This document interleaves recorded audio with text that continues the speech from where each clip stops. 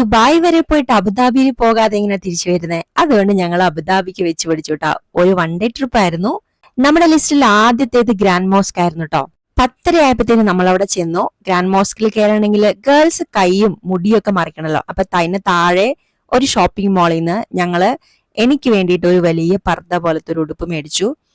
മുടി കവർ ചെയ്യാനും കൈയും ലോങ് സ്ലീവ് ഒക്കെ ഉണ്ടായിരുന്നു കേട്ടോ. അത്ര രാവിലെ ചെന്നിട്ടും ഒട്ടുക്കത്തെ വെയിലും ഒട്ടുക്കത്തെ ചൂടുമായിരുന്നു കേട്ടോ. എത്ര ഭംഗിയായിട്ടാണെന്നറിയോ അവർ ഈ മോസ്ക് ചെയ്തേക്കുന്നത്. ഓരോ ഡീറ്റെയിലിങ്ങും എല്ലാം നല്ല സൂപ്പറാണ് കേട്ടോ.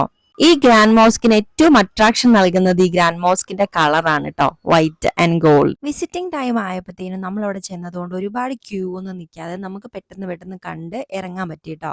നമ്മൾ ടൂർ ബുക്ക് ചെയ്ത് പോയതുകൊണ്ടാണ് കേട്ടോ നമുക്ക് അങ്ങനെ എളുപ്പത്തിലെല്ലാം പറ്റുന്നത്. കാരണം അവരാണ് എല്ലാം പ്ലാൻ ചെയ്യുന്നതും സ്കെഡ്യൂൾ ചെയ്യുന്നതും ഒക്കെ. അപ്പം നമ്മുടെ ഡ്രൈവർ നമ്മളോട് പറഞ്ഞായിരുന്നു കേട്ടോ, രാവിലെ തന്നെ പോകണം, അല്ലെങ്കിൽ നല്ല ചൂടാവും, പിന്നെ ഒരുപാട് നേരം ക്യൂ ഒക്കെ നിൽക്കേണ്ടി വരുമെന്ന്. അതുകൊണ്ട് തന്നെയാണ് നമ്മൾ ഏറ്റവും രാവിലെ തന്നെ പോയത്. വീഡിയോയിൽ കാണുമ്പോൾ എത്രമാത്രം മനസ്സിലാവുന്നുണ്ടെന്ന് അറിയത്തില്ല കേട്ടോ. ഇതിൻ്റെ ഒരു ഭംഗിയും ആ തൂക്കുവിളക്കിൻ്റെ ഒരു വലിപ്പവും ആ ഫ്ലവേഴ്സിൻ്റെ ഒക്കെ ഒരു ഭംഗിയും തിളക്കവും ഒക്കെ.